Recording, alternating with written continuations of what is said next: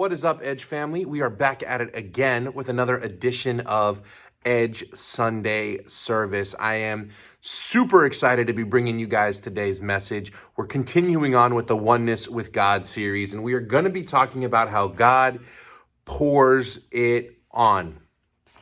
Yeah, that's right. What does that mean? Why is that important? Let's dive in and see as we look through scripture. I think one of the things that I want to start by saying is that this idea that we're going to walk through today is one of the more important ideas for us as Christians. I think you see it kind of time and time again in scripture where it says, if you don't do this with your brother, right, with a fellow believer or with another person, if you don't do this, then the love of God isn't really in you.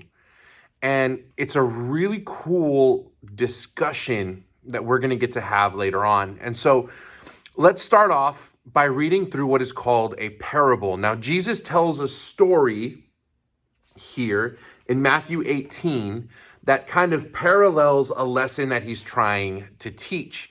And he starts off when Peter comes up to him and says, "Lord, how often will my brother sin against me and I forgive him? As many as 7 times?" Now, that number 7, that's a big number to keep in mind because that number 7 is the number of completion, the number of perfection, right? And he's saying like, I've already forgiven him 7 times. That's a lot. That's a ton.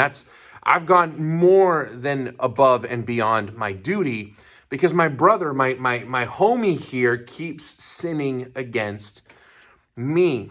And I love Jesus's response because that number 7, that was a lot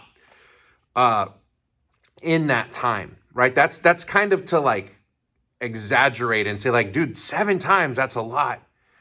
Jesus says to him, I do not say to you 7 times, but 77 times. He takes that number and he multiplies it and he says, no, way more than that, 77 times. Therefore, the kingdom of heaven may be compared. So here he's comparing the people within the kingdom of heaven. He's comparing them to this king, right? And this king who wished to settle his accounts with his servants. This is where he's turning it to a story, where he's going into the parable. And he says, when he began to settle, one was brought to him who owed him 10,000 talents. Now, 10,000 talents in that day was a huge amount of money, right? Modern day people have actually translated that or calculated that in modern day money, and that's over like $3 billion. There's no way this dude would have ever been able to pay that back in a lifetime. And since he could not pay, his master ordered him to be sold with his wife and his children and all that he had, and payment be made. That was how you settled accounts in biblical days. You actually sold yourself into slavery to pay that back with your work if you didn't have that money. And when we see kind of like rules for slaves and rules for masters in scripture, it's actually more like credit card debt as it is to like what we think of when we think of slavery today. It's more of a bond servant. Anyways, side story, not as important. So the servant fell on his knees and he begged him for forgiveness. This king is sitting there and he's hearing him say, have patience with me and I will pay you everything. And out of pity for him, the master of the servant released him and forgave him the debt. So he doesn't have to pay any of this back. The king actually says, go on, you're free, don't even worry about it. We're not going to sell you into slavery. We're not going to make you into a bondservant. We're not going to have you have to pay this back. You're free. Nothing, slate wiped clean, right? But when that same servant went out, he found one of his fellow servants who owed him 100 denarii. Now, we're looking at different kind of amounts of money here. A talent is a ton of money. A denarii is a day's wage. It's 1 day's worth of work. And 100 denarii isn't anywhere near as much as 10,000 talents or 1,000 talents. 10,000 talents, which is what he owed the king. So nowhere near as much. And this servant went and found this guy who owed him 100 denarii. He seized him, he began to choke him, and he said, "Pay me what you owe." After he was just forgiven this huge debt, he went out and started physically beating someone who owed him way, way less. So his fellow servant fell down and pleaded with him and said, "Have patience with me and I will pay you." Literally the same words he said to the king. He refused and went and put him in prison until he should pay the debt. Now, right here, we're already looking at this idea of forgiveness, right? The king forgave this servant an uncountable amount of money. He forgave him. Something that was way reasonable, could totally easily be paid back. This servant turns around and goes and says, "No, I want him thrown into jail. I want him sold to pay me back my money." When his fellow servants saw what had taken place, they were greatly distressed, and they reported it to the king, all that had taken place. Then his master summoned him and said to him, "You wicked servant, I forgave you all that debt because you pleaded with me. And should you not have mercy on your fellow servant as I have mercy on you?"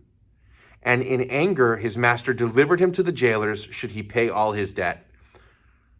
Now Jesus is flipping back to the lesson he's trying to get across. He says, "So also my Father in heaven will do to every one of you if you do not forgive your brother from your heart." Forgiveness is one of those things that is way more than just saying sorry and moving on with your life, right? Sometimes we carry that baggage with us. But as we look at this parable and as we look at what God has done for us, the thing that we have to keep in mind is where our heart is as we do this. Because when we think about the king in this story, the king who forgave that servant that 10,000 talents, what we see is this uncountable amount of sin that is in our lives. Jesus also tells another story that is very similar, where he says, "Go and take out the log that is in your eye before you point out the speck in your brother's."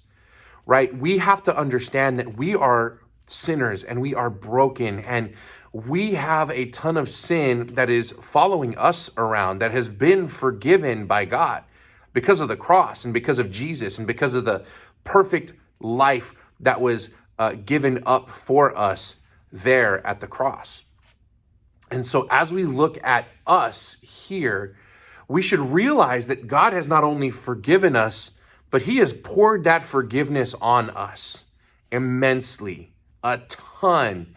And it was even from before we were born. It's really cool when you look at like passages out of Ephesians, right? Ephesians 1 says that he predestined us for adoption unto himself through Jesus Christ, according to the purpose of his will, to the praise of his glorious grace, which he blessed us in the beloved.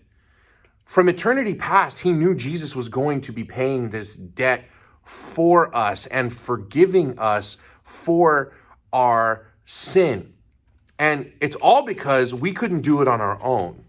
So from eternity past, God had this plan, this rescue plan that he had put into motion to where we would be forgiven for our sin debts. And he knew, it said right there, he predestined us unto adoption through Jesus Christ. So by our faith in him, in Jesus, we would be forgiven. That makes us, that's the first part of the parable that Jesus told. The second part is the part that is up to us.